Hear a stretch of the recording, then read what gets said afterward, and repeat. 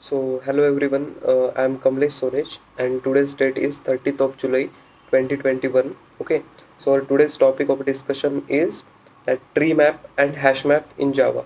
Okay, so firstly we will discuss that what is tree map and then we will discuss that what is hash map. Okay, so to discuss about the tree map. Okay, so tree map is nothing but it is the collection framework. Okay, which stores the each and every element at the different memory locations. Okay, and it is a dynamically it can be dynamically grown. Okay, it does not have any fixed size. Okay, and each and every element or each and every node of an tree map is going to be stored in the heap memory. Okay, which will be having the different memory locations. Okay, so we are using the tree map to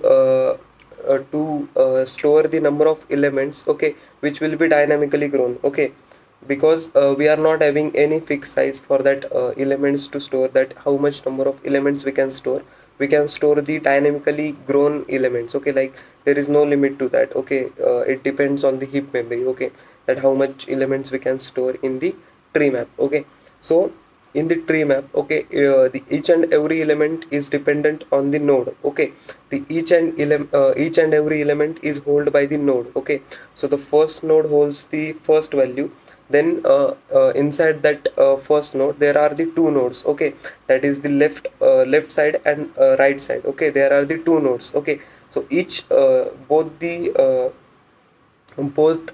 of the nodes holds the again two nodes, that is the left node and right node of that node. Okay, so this is how the tree structure or tree map is being grown. Okay, so whenever we get any element, that will the first element will be stored in the first node, that is the root node. Okay, so we are passing the key and the value for that particular key in the constructor. Okay, or in the add method. Okay, so add method will call the constructor. Okay, will create an object for that first root and will pass that both the values, that is the key value and the value that will be stored in that for that particular key. Okay, that value will be associated with that key, that will be stored in the uh, key and value in our node class. Okay, like the first node. Okay, so whenever we pass the values and key to that particular add method, then that value will be going to stored in that node. Okay,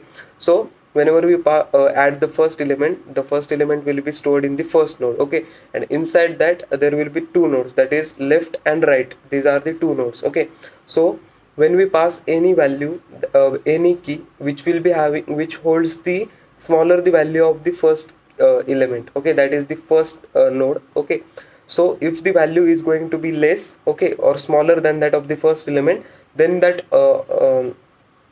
element will be going to stored in the left object. Okay, that is left node of that particular node. Okay, and inside that node, that will check that it is null or not. If that is null, then it will store in that node, and if that is not null, then it will again check that if that element is less than or greater than that of that node. Okay, so if that is less, then it will store it to the left, and if that is greater, then it will store to the right side of that particular node. Okay, so this is how the tree map works. Okay, and whenever we need to iterate that map, okay, so it will give the sorted elements. Okay, whenever we iterate this tree map, then we will get elements in a sorted manner. Okay, we are using the recursion to iterate that tree map. Okay, to iterate that tree map. Okay, we are using the recursion. Okay, so in the recursion, the firstly it will iterate the left object, then the object then the first that is the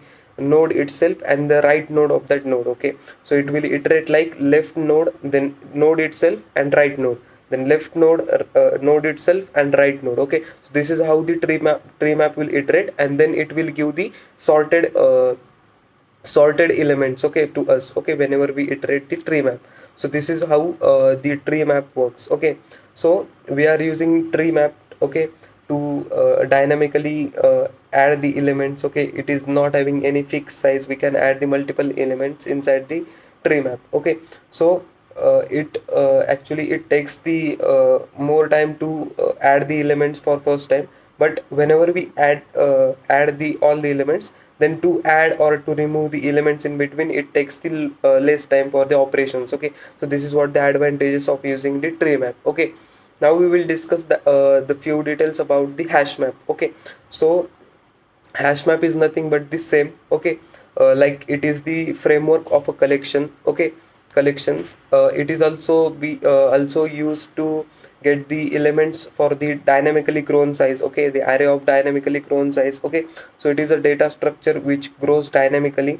Okay, so in hash map what we are doing is we are creating the first array. Okay, and inside that array, for each and every indexes, we are providing the linked list in that indexes. Okay, so it is nothing but the table. Okay, hash table, it is also called as the hash table because it is having the structure like a table.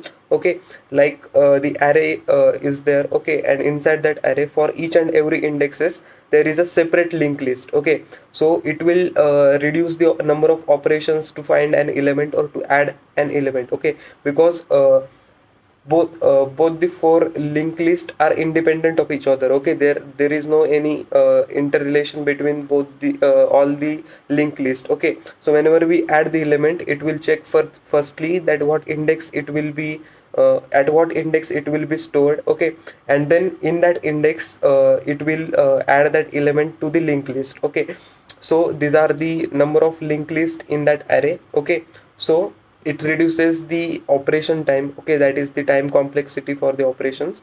So these are what the advantages of using the hash map. Okay, so whenever we create any array, so there is a standard size for that array is 16, but we can create the array of any size. Okay, so firstly we will create the array of 16 size. Okay, and then we will find the index at which the element to be stored. Okay, that so in which linked list that element will going to be stored, we will find that by using the index. Okay, so we will count the index by using the let's say the firstly we will take the mod of the hash code of that particular element. Okay, like we are giving any key to the hash table. Okay, like the add method, so we will find the index of that key by using the hash code of that key. Okay, and mod of the size of that array. Okay, that is 16. Okay, so length of that array. Okay, so we will get the particular index. Okay, so these indexes will be